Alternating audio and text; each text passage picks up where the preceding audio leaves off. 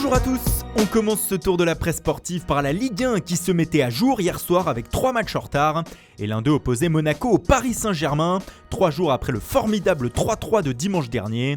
Mais comme l'écrit Monaco Matin, cette fois la SM n'a pas fait le poids face aux Parisiens. Le PSG s'est imposé 4-1 avec notamment un doublé de Kylian Mbappé. Il s'agit de la première défaite de Robert Moreno sur le banc monégasque. Pour l'équipe, Paris a fait une mise au point et reprend 8 points d'avance en tête de la Ligue 1. Plus haut, le journal signale aussi la victoire de Rennes 1-0 à Nîmes.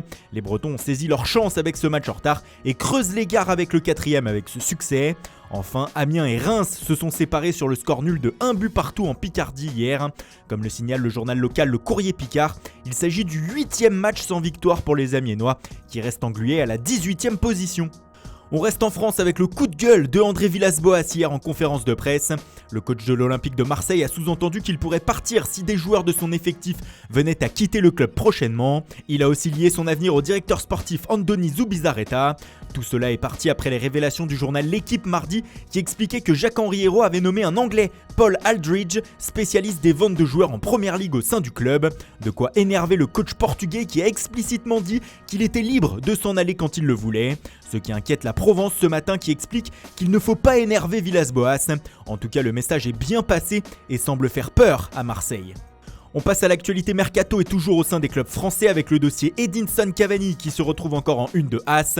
Le journal espagnol explique ce matin que l'Atlético de Madrid est confiant sur son cas, car comme l'écrit le quotidien, les Colchoneros sont persuadés que l'attaquant uruguayen va forcer son départ du Paris Saint-Germain cet hiver, ce qui permettrait de faire largement baisser le prix que serait prêt à accepter le club de la capitale pour son joueur.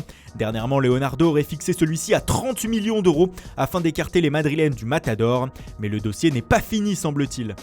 Le PSG qui est aussi évoqué en une du Corriere dello Sport ce matin sur le dossier Sandro Tonali. Le milieu de terrain de Brescia fait l'objet de nombreuses convoitises de la part du club parisien, comme de Liverpool ou des deux clubs de Manchester. L'Inter Milan était aussi dans la course, mais les Lombards ont été écartés du dossier par la Juventus, si l'on en croit le quotidien. En effet, la vieille dame, via son directeur général Fabio Paratizzi, aurait proposé 50 millions d'euros à Brescia pour son joueur. De quoi écarter l'Inter qui ne pourra pas proposer plus, au contraire des autres clubs. Mais les Nerazzurri vont pouvoir se consoler avec d'autres joueurs, car selon le média, Christian Eriksen aurait dit oui aux dirigeants lombards afin de rejoindre l'Inter. Une délégation est actuellement à Londres pour finaliser son transfert et aussi celui de Olivier Giroud. Enfin, toujours dans l'actualité interiste, sachez que l'échange avec la Roma entre Politano et Spinazzola pourrait capoter selon la Gazzetta dello Sport. En effet, Giuseppe Marotta aurait finalement des doutes sur le joueur de la Roma et ne voudrait plus d'une obligation d'achat dans le prêt, ce qui bloquerait l'opération. On passe à l'autre club de Milan qui lui a moins de soucis sur ce mercato avec déjà 3 recrues et peut-être une 4e en approche si l'on en croit le médias croate Sport et Novosti. En effet, le quotidien explique que finalement le joueur du Dinamo Zagreb Dani Olmo pourrait filer du côté de l'AC Milan et non plus de Barcelone. Les Milanais auraient proposé 30 millions d'euros au club croate pour le faire venir, une somme qui aurait été acceptée pour ce qui serait le plus gros transfert de l'histoire du Dynamo.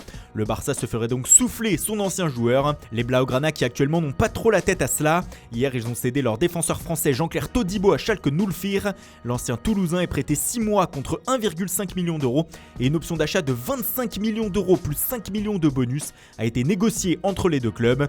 C'est ce qu'explique Mundo Deportivo ce matin qui parle aussi du nouvel entraîneur Quique Sétienne. Pour le média, le coach espagnol a un plan pour son équipe et 4 points vont être importants dans les prochains jours. Déjà, le technicien va discuter avec Messi et essayer d'être en bonne relation avec sa star. Riqui Puig, lui, devrait être pleinement intégré à l'équipe première alors que Arturo Vidal ne partira pas cet hiver. Enfin, une réunion doit avoir lieu prochainement afin de décider de l'achat d'un nouveau numéro 9 afin de pallier à la blessure de Luis Suarez. Et on termine en Angleterre où le Daily Mail révèle ce matin un nouveau scandale à l'UEFA. Hier, l'instance européenne dévoilait son équipe type pour la saison 2018-2019. Mais le problème, c'est que l'UEFA n'aurait pas respecté les votes selon le tabloïd. En effet, Cristiano Ronaldo, qui est présent dans le 11 type, n'aurait pas dû y être. Le Portugais n'arrivait que 4e dans la hiérarchie des attaquants. Mais pour ne pas vexer le buteur de la Juve, l'UEFA s'est arrangé pour faire une équipe en 4-2-4 et intégrer CR7 dedans, alors qu'on se tournait avec les votes plutôt vers un 4-3-3. C'est le français N'Golo Kanté qui a donc fait les frais de ce choix et qui a disparu du 11. Bref, encore une décision qui devrait faire polémique en Europe. Voilà, c'est tout pour ce matin. Merci pour votre fidélité, bonne journée à tous et rendez-vous dès ce soir pour un nouveau journal du Mercato.